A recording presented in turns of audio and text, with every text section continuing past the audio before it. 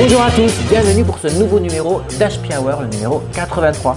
Cette semaine, Claire viendra nous parler de Sherlock Holmes, Karine nous apprendra comment réaliser une lampe en bouton et Corinne nous présentera le groupe Scotch & Sofa. Et puis l'invité de la semaine, ce sera Brigitte de la confrérie du haricot Tarbé. Un beau programme en perspective, je vous dis donc rendez-vous tout de suite en plateau. Chaque jour sur HPTV, la télé de Tarbes et des Hautes-Pyrénées, toute la météo, le temps pour le lendemain, également l'agenda de vos sorties.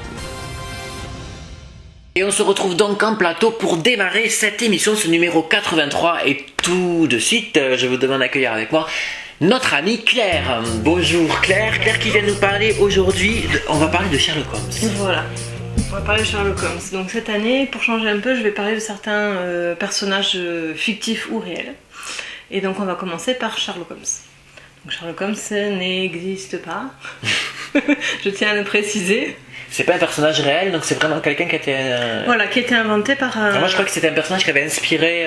Non, c'est Arthur Conan Doyle, donc, qui est un auteur britannique, qui est né en Écosse et qui est décédé en Angleterre, qui a inventé ce personnage-là. Donc, mais beaucoup de personnes croient qu'il a existé parce que vous pouvez... à Londres, il y a un musée qui a été créé à son adresse fictive, au 221 Baker Street, que vous pouvez visiter et qui est vraiment très très intéressant.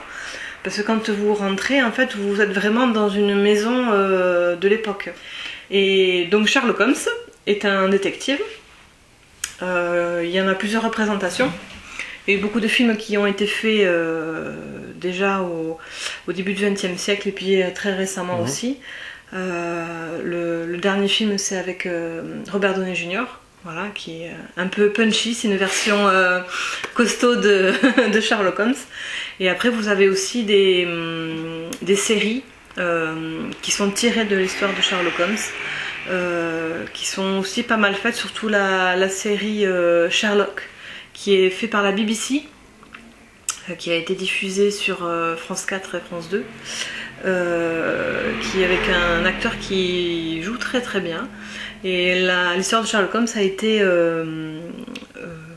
retranscrite, si on peut dire ça, au 21e siècle. D'accord. Donc c'est les mêmes histoires qu'on peut lire dans tous les bouquins, mais adaptées à la modernité. Ça, voilà, il se sert de son téléphone portable, enfin voilà, c'est très bien fait. C'est la BBC, en règle générale, quand la BBC fait une adaptation, c'est pas rien, quoi, c'est pas rien. Donc vous avez tous ces films-là qui sont faits.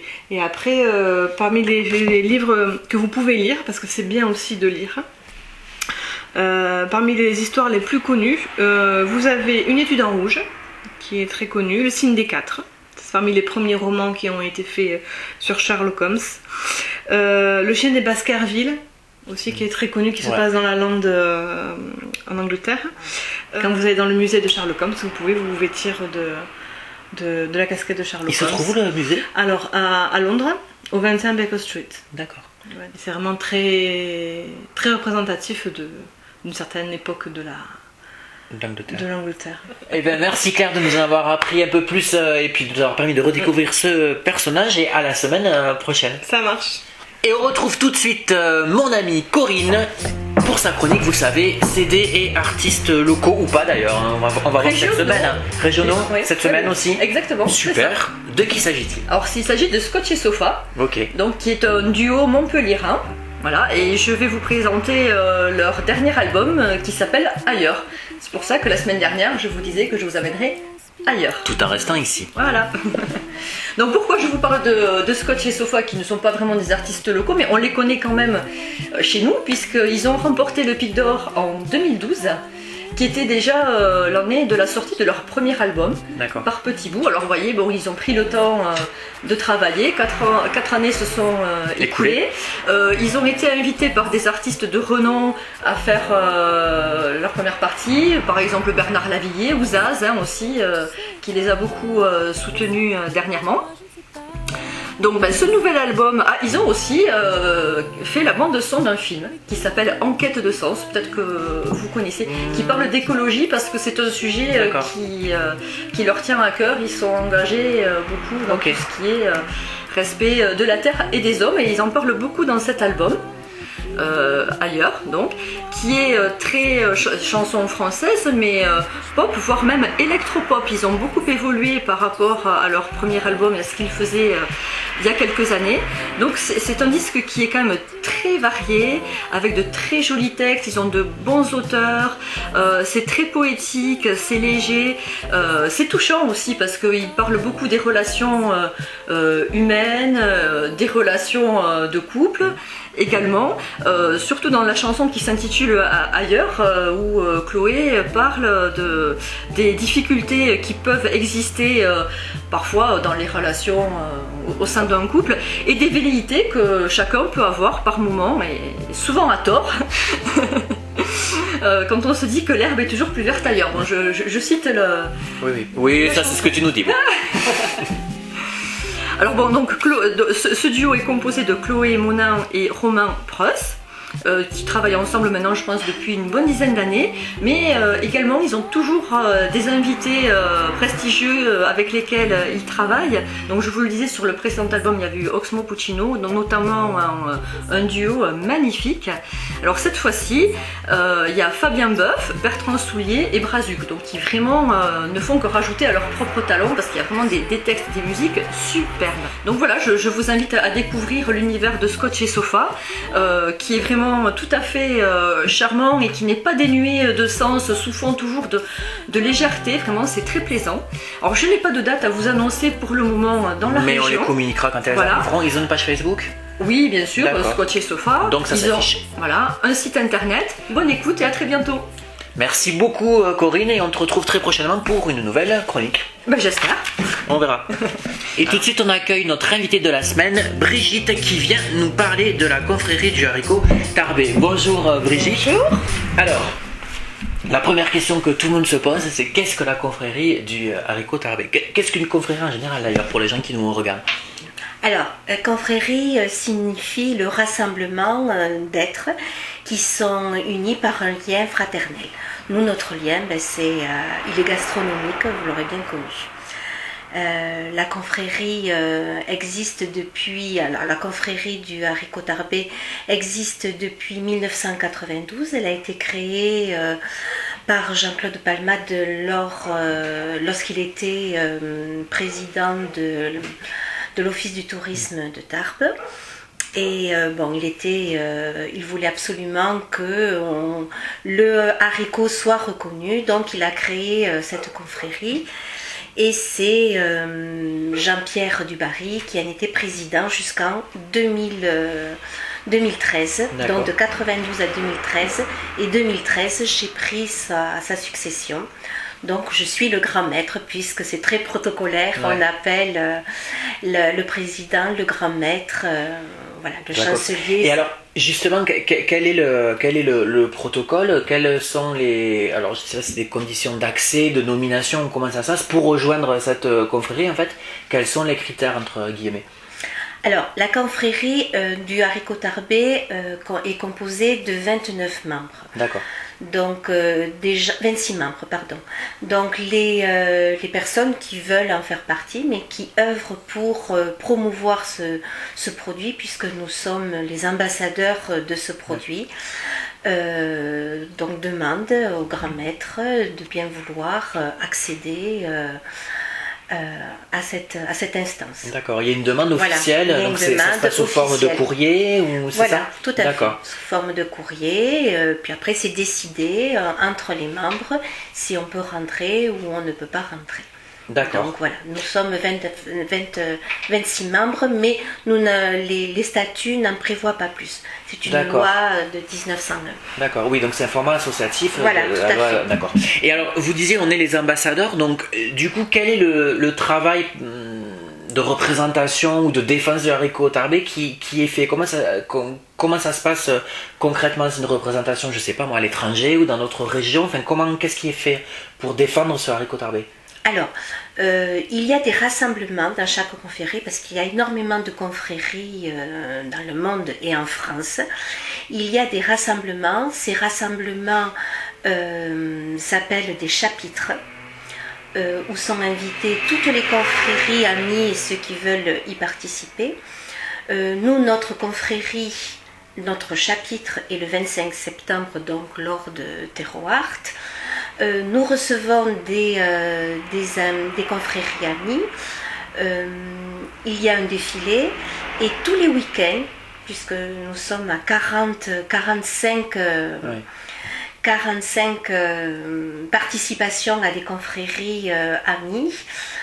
Tous les week-ends, pratiquement, nous sommes sur les routes et nous faisons la promotion de notre produit par le biais d'autres confréries.